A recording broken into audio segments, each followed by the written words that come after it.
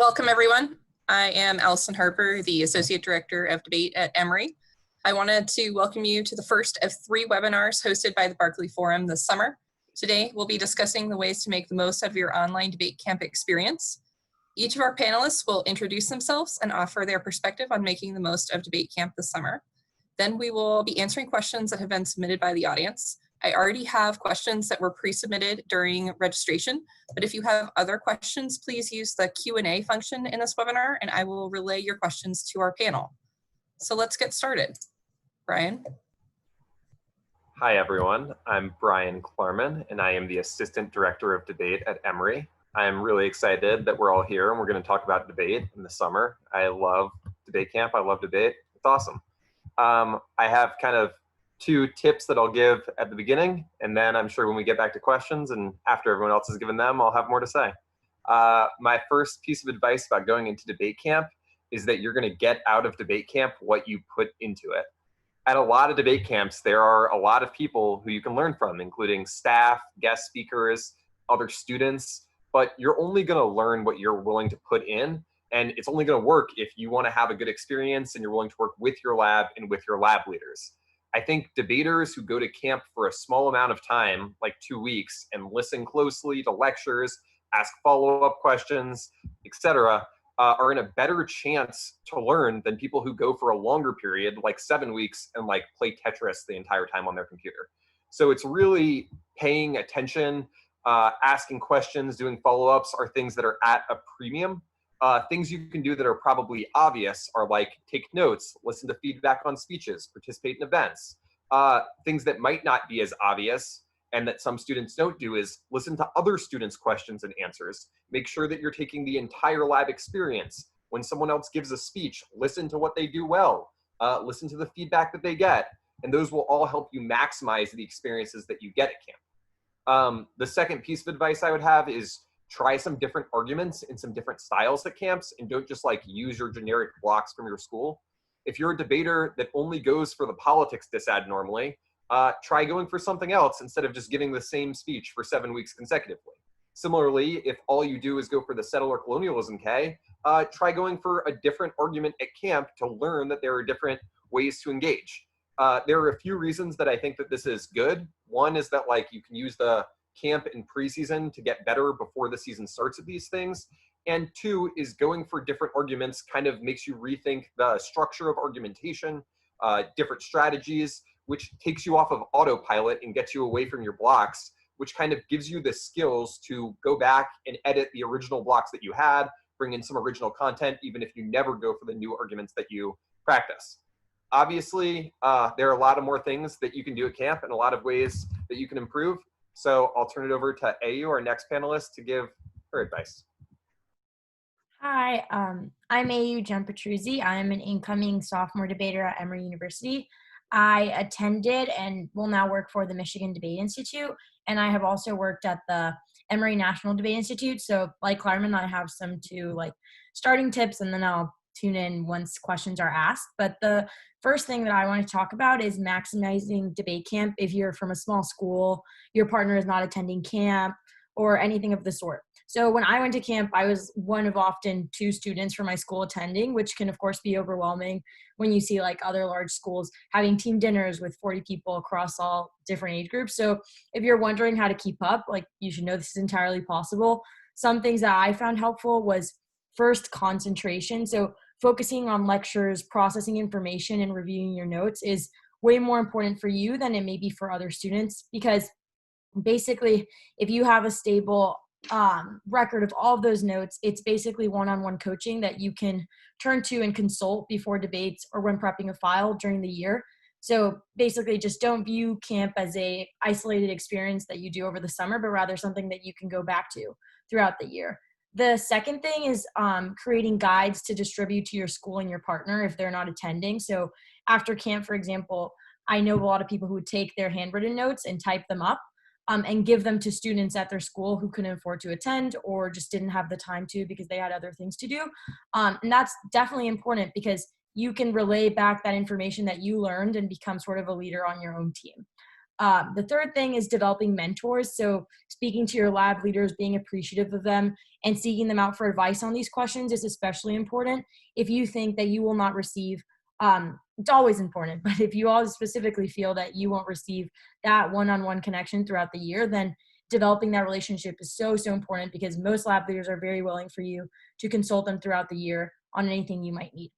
And then the last thing on this note was focusing on skill development, but in a different strand, you have to take advantage of the evidence produced at the camp and research skills that you learn. So you can use this to your advantage if strategically deployed, because you are going to be able to keep up with squads who will try to produce more evidence later on. So when looking at files and approaching them, don't just do it from the standpoint of like, what can I read in my practice debate tomorrow or something like that, but rather, what do you think, like, or which argument will be good for your first tournament? Which argument do you envision making it throughout the year? And then using that to organize and prep your files effectively so that they can be used later on.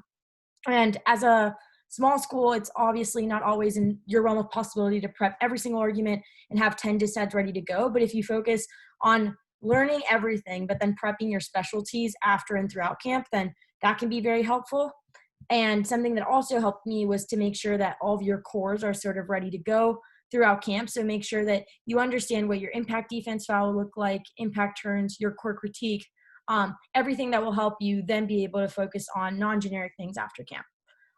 The second thing that I wanted to discuss briefly was sort of change in schedules for online debate camp. So that's definitely something to note, and you should check with your own camp on how they are shifting. But of course, long evenings won't be as common. You'll probably have more time on the weekends, and just schedules are shifting. So you should view that to some extent as a pro of online debate. And with everything going on right now across the world and the unique opportunity to be at home, this allows you time to spend with your family and your friends that you wouldn't have before, which is very important, because debate is of course fun and something we all love, but preventing burnout that will come with online debate is necessary, and making time for these people in your lives is also very necessary. So don't feel guilty basically for dedicating time to that aspect of your life, because almost everyone will be. And as long as you're concentrated during your lab time, your scheduled lectures, etc., then you should be able to balance both.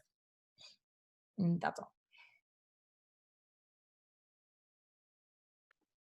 Hi, I'm John Turner. I'm the Director of Debate at Dartmouth and the Director of the DDI. A couple points on how to get the most out of camp. One, camp is a time to learn how to listen and concentrate. This echoes something that a couple people have said before. You know, debating effectively requires listening to your opponents just as much as speaking on your own. And, you know, we all want individual attention. I think particularly in this time, you know, where people are kind of starved for contact, we're going to be in a situation where even more than usual, it's, you know, a situation where people want, they want to feel like they're getting individual feedback. I think that everybody can get that at camp. But one of the things that you really need to work on is taking advantage of the most underutilized time at camp for learning, and that is the time that somebody else asked or is getting an answer to a question in lab.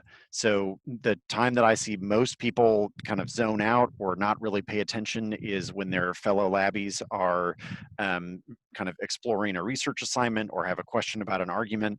Oftentimes even I'll get a question about that argument or about that topic from somebody else later on, you know, later in the week, or sometimes even later during the day. And that's kind of evidence that somebody isn't really tracking what their fellow students are saying as useful and as connected to their own work and their own research. So try and make sure that you're developing a set of habits and routines that are going to help you pay attention and concentrate over the long haul. You know, camp is a marathon, not a sprint. Similar to any tournament, you know, if you can't go through an entire day with kind of a high level of concentration, then any day at a debate tournament is going to be that much more challenging for you. And so try and treat attention and concentration as skills that you're working on at camp, instead of just obstacles or hurdles that you're overcoming in getting done, you know, some part of the work that you're doing. Two, work on your weaknesses more than your strengths. So if you're always excited for redos, then spend some more time cutting cards. If you're intimidated by giving a speech in front of the entire lab, sign up for the first the first slot for any kind of lab-wide practice speech. There are plenty of practice speeches that I hear over the course of the year where my primary feedback is the debater needs to read more or know more about the file or the argument that they're trying to talk about.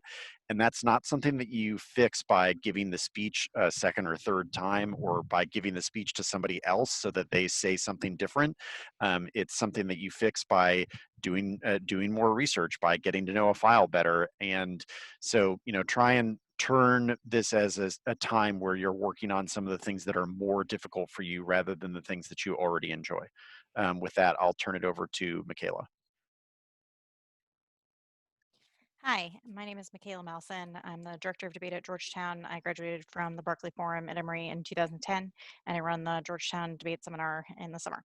There's three things that I want to hit here. The first is that online camp or a virtual iteration of debate camp is kind of uncharted territory for everyone. We've all been teaching at and running debate camps for many years, and many of you have been attending camp previously, and I think there's a lot of uncertainty about what that looks like, which in part of which is why you're here.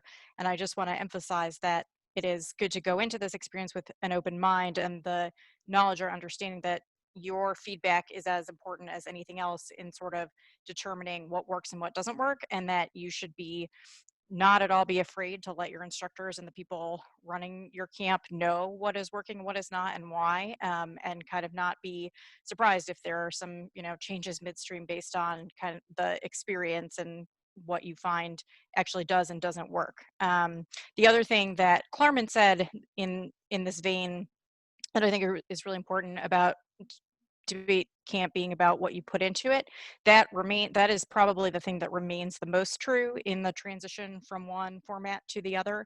And I think one of the greatest values of attending debate camp is the relationships that you build. So the relationships with other students, the relationships with your instructors and the people working there. And that is, that's kind of priceless, invaluable, and is something that you can take full advantage of and should take full advantage of. You've got people who want to work with you and answer your questions and talk through any aspect of debate with you. And so kind of, take full advantage of that, ask lots of questions. This is the most focused and sustained attention that you'll often be able to get from such a large array of different people. And so, ask the same questions of different people and all that kind of thing to get as broad a range of perspectives as possible, and to really make the most of, what it is, the experience that you have and what it is that you can get out of camp.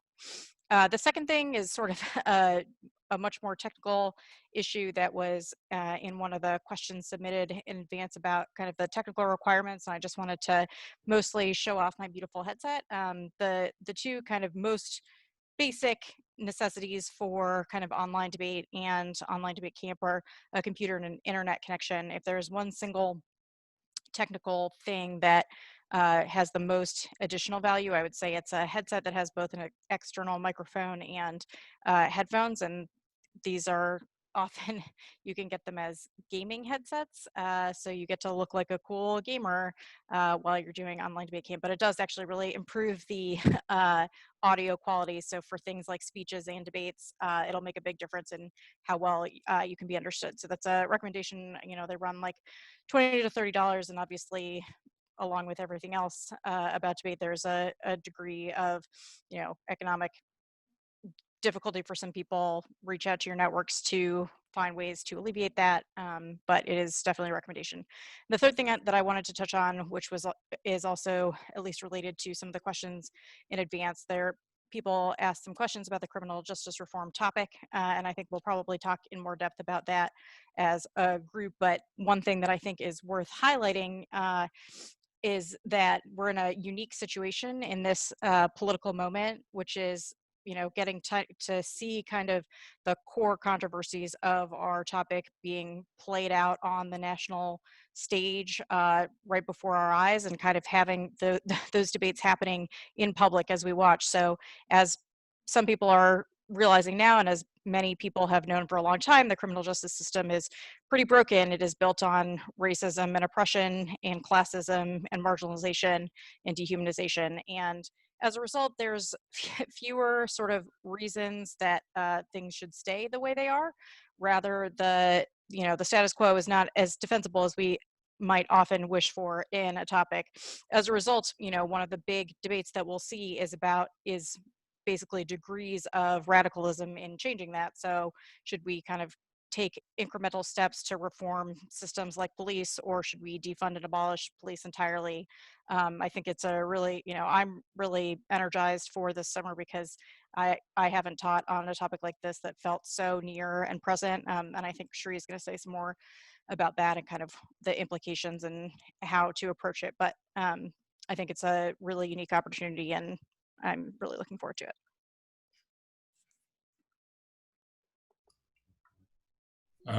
My name is Shree Awsare. I'm an assistant coach for Emory, the director of forensics in North Broward, and I'm also returning lab leader at the Dartmouth Debate Institute.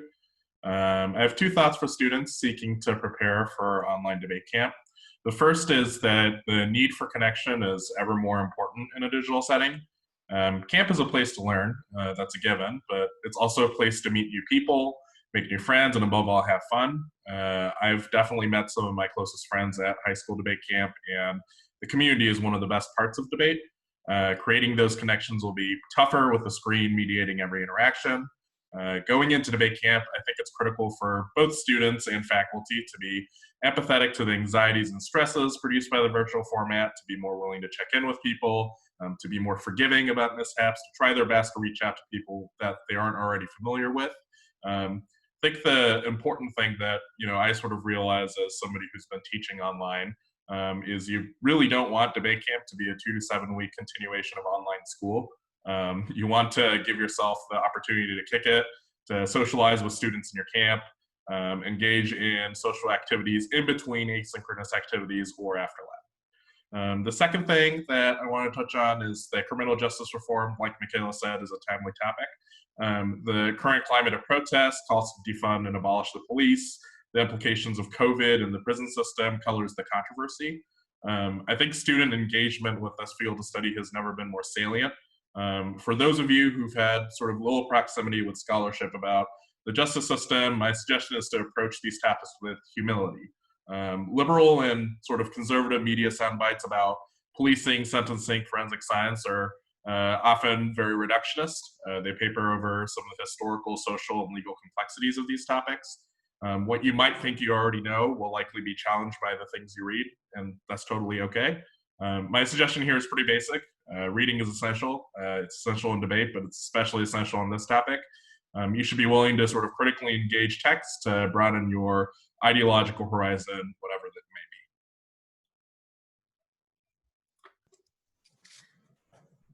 be. Thanks, everyone. Ed, did you have something you wanted to add before we jumped into the Q&A? All right. So I have some really great questions, both that have been submitted in the Q&A function of our webinar and some that have been asked in advance. If you have other questions or something you want us to follow up in, please use that Q&A function. Our first question comes from Madeline and a few other people. She wants to know, what will online camp be like? What should students be expecting from their camps? What will schedules be like, etc.?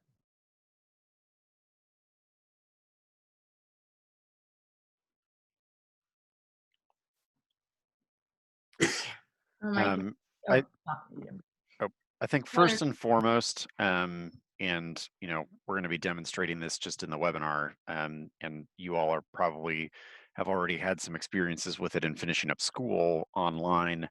Online camp is going to be an experiment. Just to echo some of the overview comments that were provided, I think that all of us are, we are very, very familiar with teaching debate camp in person. There's, I think, probably several decades of experience just for the hosts for this particular webinar. That doesn't automatically translate into the online environment. And so figuring out, I'm accustomed to spending some of the lab sessions as 2 to 3 hour conversations in front of a chalkboard where I get to walk back and forth and write stuff down and kind of be interactive in a physical way with the learning environment that's going to be pretty difficult to replicate over Zoom. And so, some of what I've been thinking about there is how to incorporate some different visuals, what it's going to mean to take more frequent breaks, given how difficult it is to pay attention on video. So I don't think that we kind of know this answer in advance. And I guess that I'd say attitudinally, it's really important to understand that going into something that's an experiment, you also have to approach it with kind of the idea that you're bringing something to that experiment, not just, kind of a passive observer. And so, the comment that we started out with, that feedback and, sort of letting instructors know what is or isn't working, all of that kind of stuff, I think, is likely to be fairly well received, given that all of us want to do teaching that's going to best serve our students and the attendees at camp. And so, a lot of that is approaching it through the lens of not what is this missing, but instead, what do I want that's a little different, or, what are some things that seem like they're working well for me that maybe it showed up in an early lab session, kind of disappeared into the background, by week 2 or 3, and you wanted to, have a particular format get tried again, or, something like that. So that's the kind of what I can offer on what it's going to look like. One related comment I might add is some degree of nonverbal communication is obviously lost over Zoom. To another extent, I think it means that it's a little more important that you are clear about your nonverbal communication. So like head nodding when you're paying attention, or just some movement so that people know you're not frozen, can be really useful. Also, like when someone asks a question, you'll notice that all of us had a pause. Sometimes a nonverbal like hand raise or something can prevent multiple people from jumping in at the same time. And just like try to give your lab leaders and the other people at the camp the benefit of the doubt. People aren't trying to cut you off or other things like that, but there is just like a little inherent awkwardness in all communication that is not happening in person, or all communication that's happening over the internet. So I have a related question from Gabe. The question deals with how much should you adhere to a camp schedule? Should you watch them when they are put out? How much synchronous versus asynchronous elements do you think will matter in terms of keeping up with your lab? I think in part that this gets to figuring out what works best for you. I think that, a major reason for kind of incorporation of asynchronous content and differential kind of timing is to enable flexibility and to enable students to do things on their own time in such a way as enables them to also get enough sleep and eat meals and see their family, as you discussed earlier. So I think that I don't think that there's a one correct answer to that. I would, do and try what feels right for you and feels as the, natural to your schedule and kind of fits how you want to do things. I don't think that there's kind of a one size fits all in terms of you should do things exactly on the kind of regimented schedule, or you should space things out. It's the benefit of remote education is the degree to which it can be, tailored and modified according to your individual needs. So I would pay attention to that primarily. We had a follow-up question on something Mikaela mentioned earlier, asking for specific recommendations about headsets, and another question in advance from Sonia about how to set up your workspace to maximize your ability to pay attention and things like that at camp. So I looked up or tried to figure out what kind of headset this is. I know it's a Logitech gaming headset. I don't know a ton of the other specifications, unfortunately. I have to date, no one that I have talked to who has bought any kind of gaming headset has spoken ill of it. So I really believe that they mostly work okay as long as there's the external mic. Unfortunately, I don't have a lot more savvy beyond that, but there's a lot of options on the internet. For workspace, I find that against workspaces that are set up to be a little plain, it can be a little bit easier to see you, which can be pretty important both for making connections and just for understanding, is one piece of advice. And another piece of advice about the setup that you might want is like, it shouldn't be noisy. You shouldn't be in a place where it's like people are walking through all the time or anything like that, because it's going to distract you and other people. Like in a normal lab setting, you would be sitting probably at a desk in a classroom that is kept pretty simple for the reason of like keeping everyone's attention. And remember that like those things don't just affect you, but they affect the other people who are also watching you. Our next question deals with giving advice to students who are attending a short camp. What should students who are going to a camp that's maybe 2 weeks or shorter be doing to make sure that they're prepared when the season starts?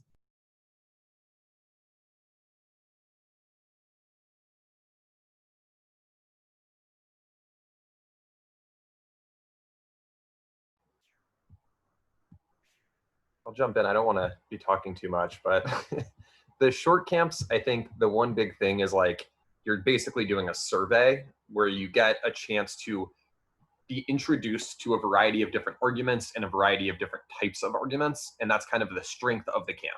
You get introduced to one thing, you get the responses, you then get a second layer response, and then you kind of move on and incorporate. And one of the key mistakes that I see some people make at short camps is they hold on to the argument that they were taught on the first day and they never really want to move past it. Or they're kind of reach a certain time at the camp in which they're unwilling to add more things. And I think part of this is like short camps are really difficult for students because you have a lot of stuff you're trying to get done in a short amount of time. So making sure that you are being productive can be pretty important.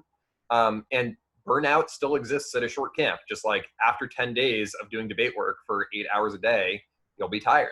And that is a thing that means either you need to do a little, you need to pace yourself throughout, because like Turner was saying earlier, it's a marathon. Even a weekend of all debate is really hard. Or you need to build up those skills of patience, or preferably both.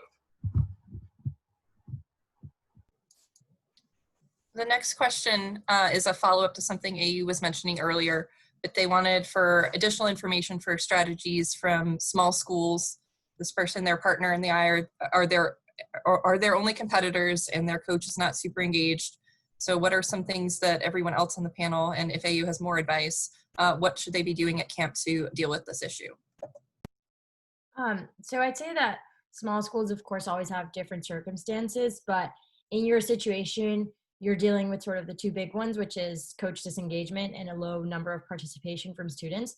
So I'd say you should approach these two sort of differently. So to deal with coach disengagement, I think one of the huge things is making camp a year-long experience, not an isolated summer. So keeping a record of all of your notes to be ready to refer to throughout the year means that essentially you have coaching that keeps up with all big schools, right? You have some of the smartest debate minds who have given you weeks of lectures throughout the summer that you can refer to. And that honestly is like an invaluable experience that a lot of people don't realize that can sort of last you throughout the year. So another thing you can do with that is like you can rewatch and flow demo debates or practice debates that you had from camp. You can refer back to your redos and see how much you have improved, what you still need to improve if you see that some things aren't changing and stuff like that.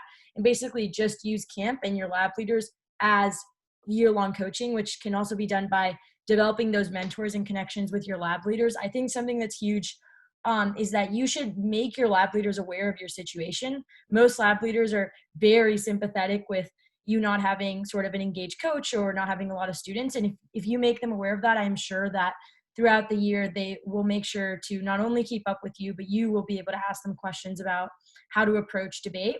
And then the biggest thing, again, with coach disengagement is usually evidence-based. So I think just make sure to gather up evidence from the camp and not lose track of it. So approach your file creation as sort of a long-term investment. So format and organize your blocks as something that's going to last you throughout the year instead of sort of doing it carelessly for like the next debate only. And then as for like only you and your partner being the people attending camp or engaged in debate, this is of course huge. But I think that one of the big things that people look over is like, you can find connections that you would find on a team with lab leaders and with other students that still make going to tournaments exciting and fun. Like my best friend, obviously, while I was debating, was my partner, but having all of the different friends that I met at camp, which you can still cultivate in an online format, meant that going to tournaments was still exciting and fun, and those people will be there usually to support you. But always make sure to have sort of a respectful and supportive friendship with your partner, because in a small school setting, it's more important than ever. And like, if you develop a relationship where sort of you are that close that you can share a file with your partner and they can tell you what you're missing, or like if you're the 2N, you can give them the dissat you prepped and they tell you you're missing this card, you're missing this card, we need to work on this, without it being sort of competitive or like animosity, then obviously that works to your advantage, because you have someone who is in debates with you and can also provide you advice on mistakes that you're making and how to improve. I think one thing that's kind of unprecedented about having a virtual camp in particular is that you can virtually connect with sort of all of the students that you are in lab with after the camp has ended as well. So if you're part of a small squad, you have difficulties putting together practice debates, etc. Considering that all of these debates are going to be on Zoom, you should maintain sort of connections with the people who are, in your lab. Instructors certainly, if they have time, might, come in and help judge. Or you can do sort of practice debates essentially with the people who are in your lab, with people who are like-minded. Everybody wants to practice essentially debating on Zoom, so it's a new thing for everybody. So it's something that you can very easily sort of put together, I think, as the year goes on. This might be a little bit of a counterintuitive suggestion, but evidence-wise or argument-wise, I think choosing more common arguments for your affirmatives actually tends to help when you're on a smaller school, because you're aware what people are going to say against them. If I were from a smaller, I debated at a school where everyone was kind of in the same class, and there were a good amount of us, but we were all freshmen and we were all sophomores together, which can be a little tricky because you don't have older people cutting cards. And we did have an engaged staff. So I'm not saying that my situation was synonymous, but one thing that was useful is when we read core controversies, we always knew, based on the fact that all of these camps are putting them out, here is what is the available negative strategies. And when we read things that were like, this is not normally read, this is very counterintuitive, etc., you never know what is coming out of this team's mind and what you're going to debate, which can honestly be a little more difficult, just because that it requires more do you have a back file that answers the Cheeto veto counterplan or some of that stuff. Whereas if you're reading the heart of the topic app and someone reads those counterplans, it's a little easier to be like, get out of my face, this is the biggest app on the topic. All right, so our next question is something that we've gotten both in the comments in advance, but it deals with the idea that, there's just a sense of connection that might be missing from camp this year. How should students find ways to replicate those relationships they would build at camp with other students, with their lab leaders, etc.? I think there's a couple of things here, but, in the vein of what we've been talking about with regards to kind of feedback and letting the instructors and people working at and running your camp know what you want, I think it is in part incumbent upon the institution itself to kind of set up some of those opportunities. So we're, working on building in social time to replace what, would otherwise happen over lunch and happen kind of in between lab and at night. We'll have kind of more structured time than we might otherwise, just because we don't want students to have to kind of, go seeking all of those opportunities on their own. The second thing is that I think there will, and Shree sort of alluded to this a little bit, but I think there will be, in a way that's a little bit possibly different, kind of more sustained interaction or modes of communication. Some of us have, years of kind of using Slack as one of our components of lab, and making sure that that system of communication is open and enables students to kind of interact with one another outside of the classroom setting. I think that'll be particularly important this year, so that people are able to kind of have more casual, lower key interactions with one another. And beyond that, I think everyone has to kind of work at it, that instructors and students alike, everyone needs to kind of put out put forward the extra effort to make that happen. But I don't think it's as kind of catastrophic as, we might otherwise be making it sound, because at the end of the day, it's still camp. There's still a ton of opportunities for interaction, and those things to some degree will still happen.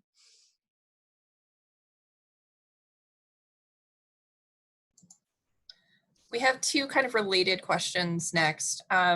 We have some folks who are asking for advice for making the most of camp if you are either finishing up your last year of middle school debate and are transitioning to high school debate, or are trying to transition from novice debate to varsity debate.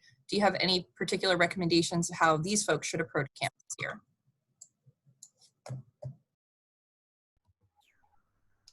Two big differences between most novice middle school circuits and most open circuits are you have a lot more evidence, and sometimes you have certain genres of arguments that you weren't allowed to read before. And those, I think, are two different challenges to deal with. So one of them is at camp, if you had a circuit where like you don't have counterplans, or you don't have critiques, or you don't have topicality arguments in middle school or novice, learning the basics of what those arguments are is really, really, really useful, because it can be very frustrating to just go into debates and lose because you don't understand the structure of something. And I think that those are things that like asking your lab leaders about is really, really good. And then the second thing that happens is just like there is so much more out there when you're not in a packet, that having some conversations about file organization and file preparation can be important, and just be used to having like, okay, now we have more than 50 total cards. And some of that is trying to prepare some files or trying to process things and figuring out what part of it is difficult to you, and then talking to your lab leaders about that. Because oftentimes I think people, when they're transitioning to open, end up saying like, I don't understand how to use this entire file, or I don't understand where all of the things are, or we don't have answers. When really just a few organizational conversations will help you find where those things are, and you're just not used to having so much. Perfecting fundamentals is so important, I think, at this stage. Being able to flow, being able to debate the line by line, I think wins about 85% of your high school debates. Like, I think if you can do both of those things, you'll pretty much clear at every tournament. So, making sure that you're staying engaged in your debates, that you're really trying to work hard in terms of, answering arguments in the order that they're presented, not trying to take any shortcuts, I think is super important. The other thing that I think maybe makes a pretty big difference between sort of novice and even JV and varsity is sort of the ability to create strategy and to research. So, using debate camp and some of the resources that you're given through the library to really sort of learn what effective research is, how to create an affirmative and negative strategy. That's sort of the important legwork that you want to learn during debate camp, so you can take it back to your team during the regular season to put together whatever specific arguments you're going to read during that year.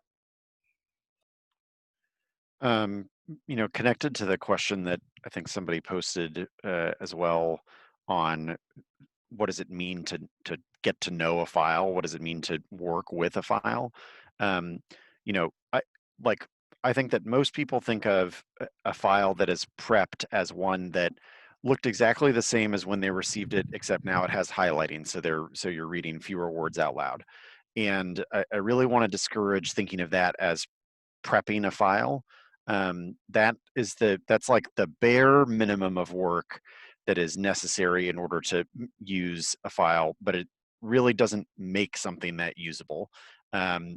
You need to be able to change the organization. So like, for one, you should, if you don't understand a choice that's been made about how somebody else organized a file, then you either need to change that so that you do understand it, right? Generally, you should go through and read.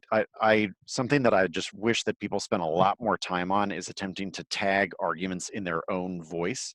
So all of us sound very different. Being persuasive in part means kind of using language and or examples, or just the writing style that's going to fit with your speaking style.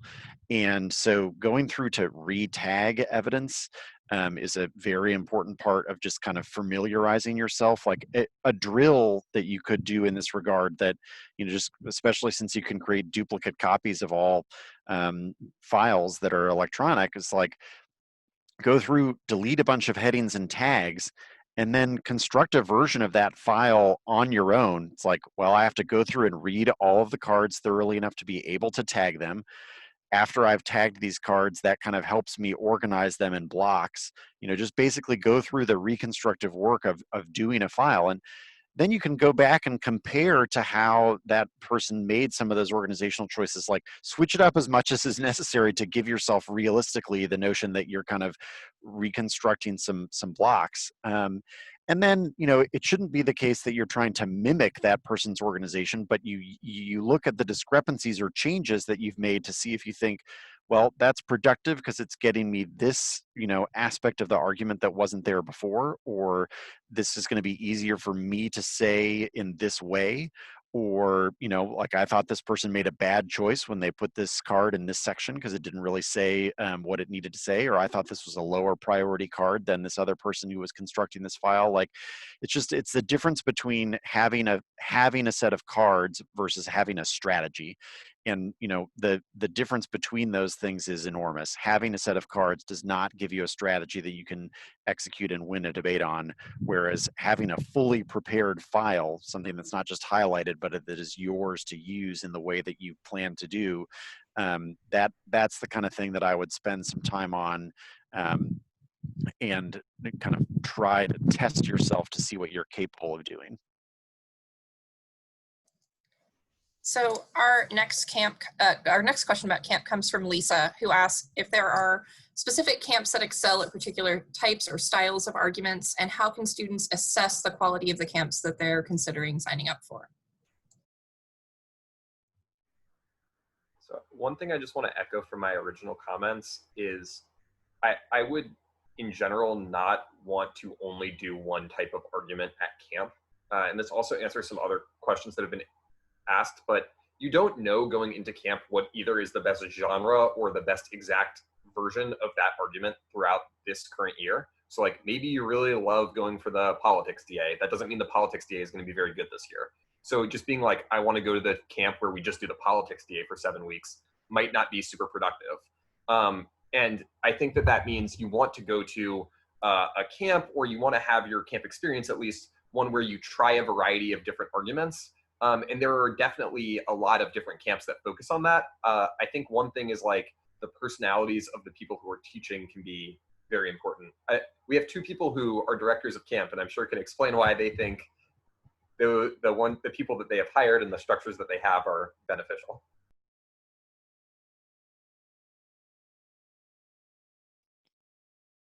Yeah, that's true. It's feels like a strange question to answer, but I do think that kind of some of the best metrics of quality would be kind of a focus on low student to staff ratio and general instructional quality. I think that, people who have been thinking about and teaching debate for a long time and, care a lot about the work that they do will create a camp experience that hopefully is a good one.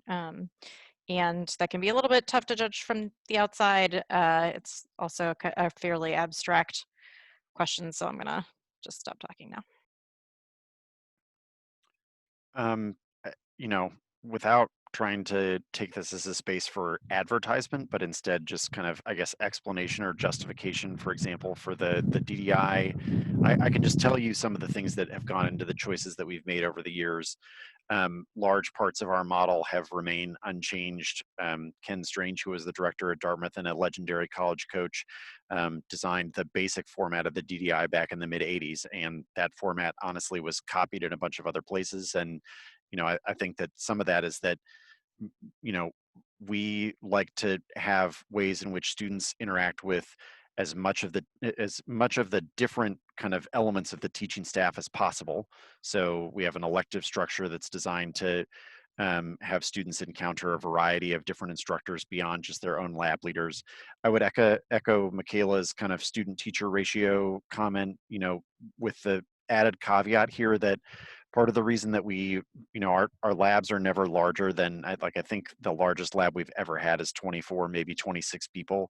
And that's in part because rather than evaluate it just as student-teacher ratio, I just, from a lot of teaching experience, can tell you that trying to manage, adding another teacher does not make it easier to manage a classroom of, 36 or 40 people. Like, maintaining the same ratio doesn't necessarily mean that you're getting the same experience in a classroom environment. And then the last thing that I would say that is just, this is a pedagogical thing that I think is worth considering. Klarman already mentioned, kind of maybe not as much the focus on one particular aspect of debate. I agree with that in the way that I've designed our camp. There's no K lab, there's no policy lab. Like, we tend to try and hire staff members who are capable of having conversations across different genres of the topic.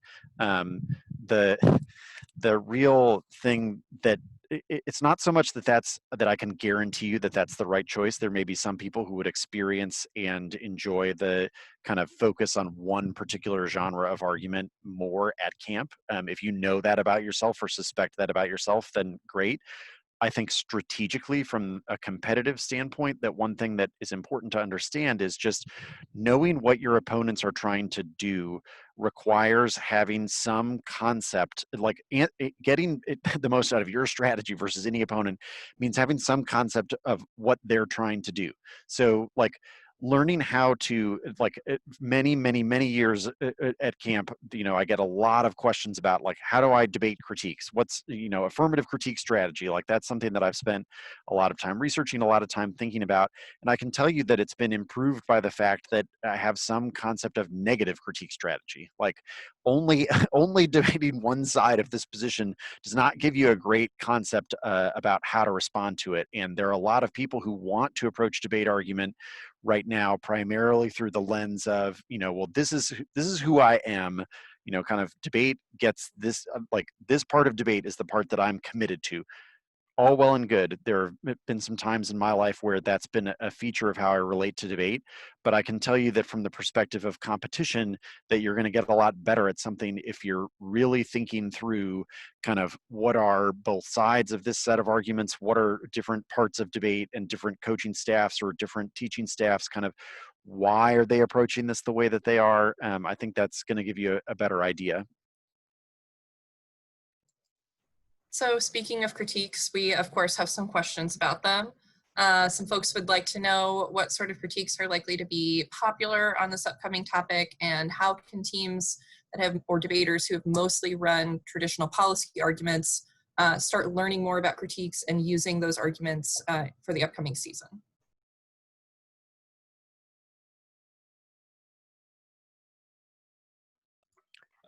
Go ahead. No, please.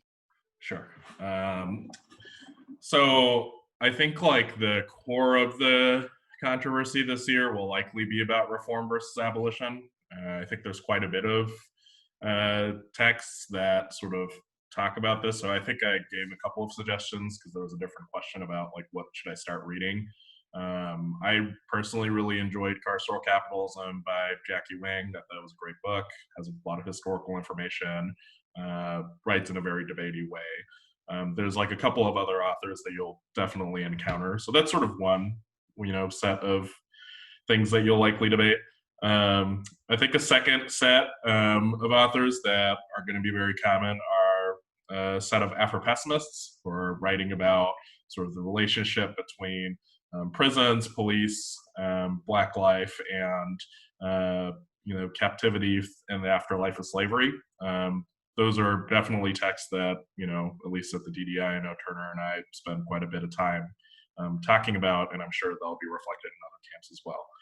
In terms of sort of for folks who are trying to transition from being more policy to critical, definitely during camp, I think it's important to essentially try to sign up for things that you're not necessarily comfortable doing. So, for example, if you're doing a research assignment, it definitely behooves you to do, for example, research assignments on critical arguments that you might not have otherwise done, to sort of help you through some of the literature basis, to make sure that you have an understanding of the vocabulary and histories that are associated.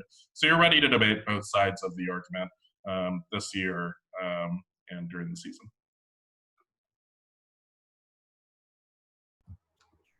I think not different from what Shree said, but just one thing to pay attention to is, you know, how you read is, I think, in many ways almost as important as what you read. Most of the time, so like right now, the Dartmouth debaters, we typically take the time before the topic comes out to do background critique reading in the spring.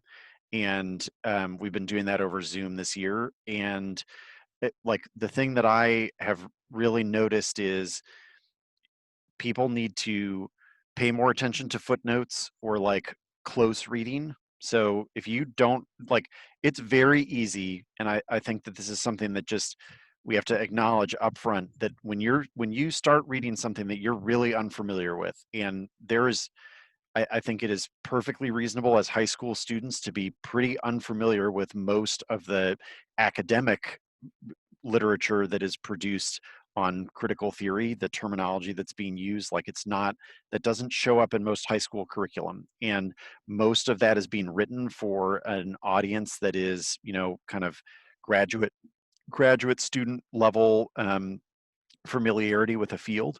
And so, you know, suddenly you're basically leaping through several years worth of experience at the very least, when all you want to do is try and read one article that, you know, some opposing team that they beat you on with a card from that article or whatever, and everything that you've ever heard from a lab leaders will have to go read that article. And then you read it and it's like, well, I don't understand any of this.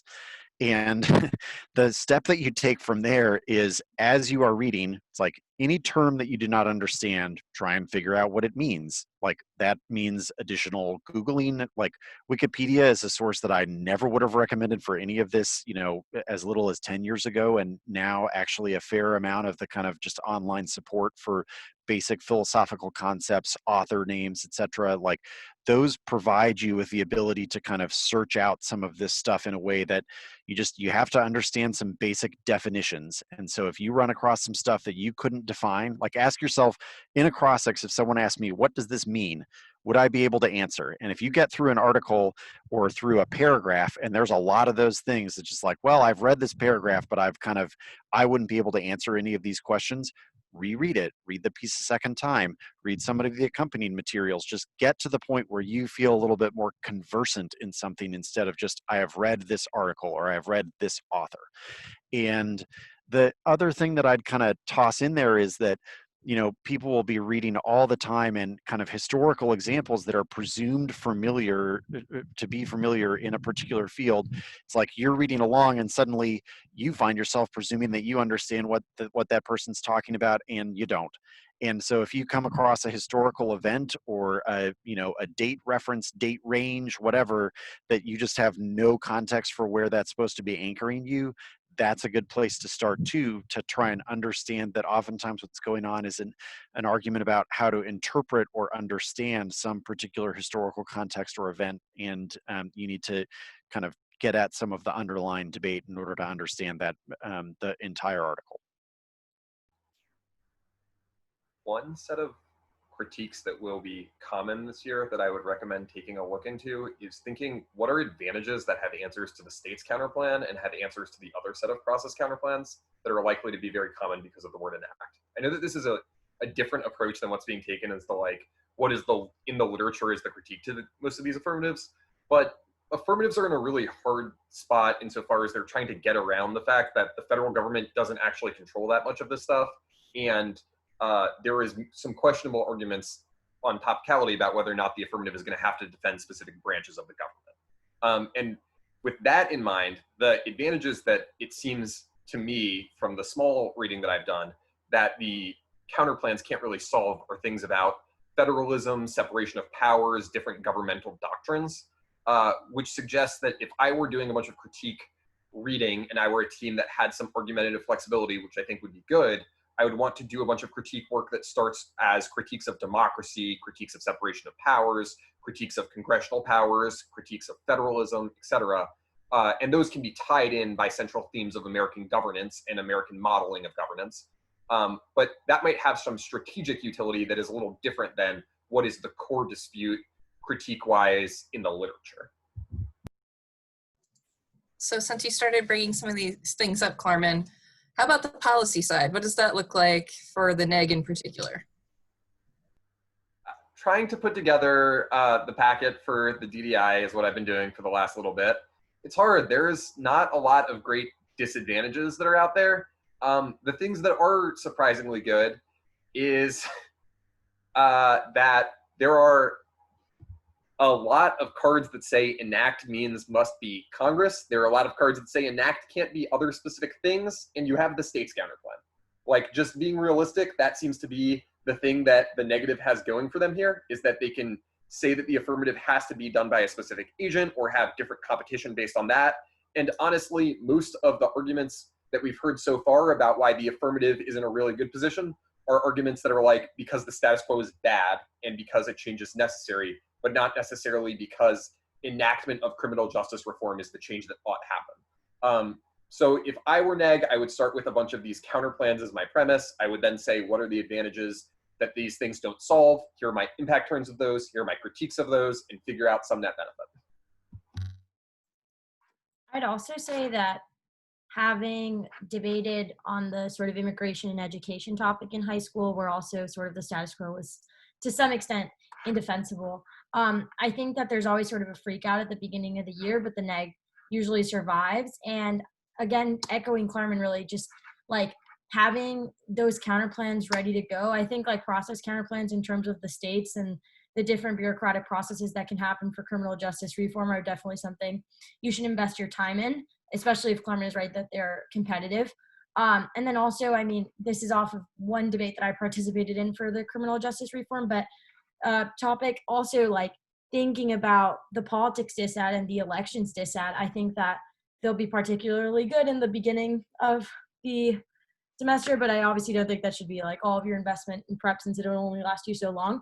But dissats like those will emerge. I think it's also important to some extent, start practicing, especially if arms sales was sort of your only experience in a topic.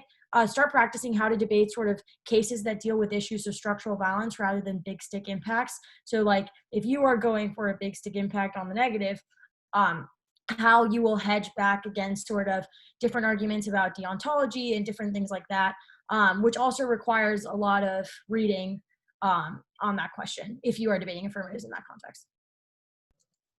All right, our last questions deal with drills. What drills would we recommend people practicing every day? How are drills going to get done at camp? Which ones do we think are the most important going into sort of online debate and online labs?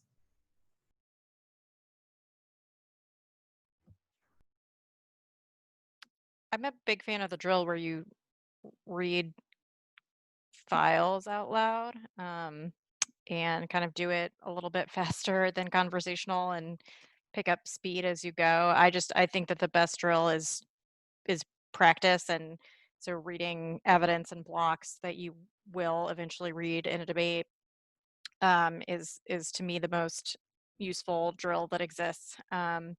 And in terms of, how camps will handle that, I think that'll vary. I cannot imagine, I guess it's a thing, some camps where people do speaking drills kind of all in lab at once. I truly cannot imagine having 20 people doing speaking drills at each other over Zoom. That's truly sounds like my nightmare.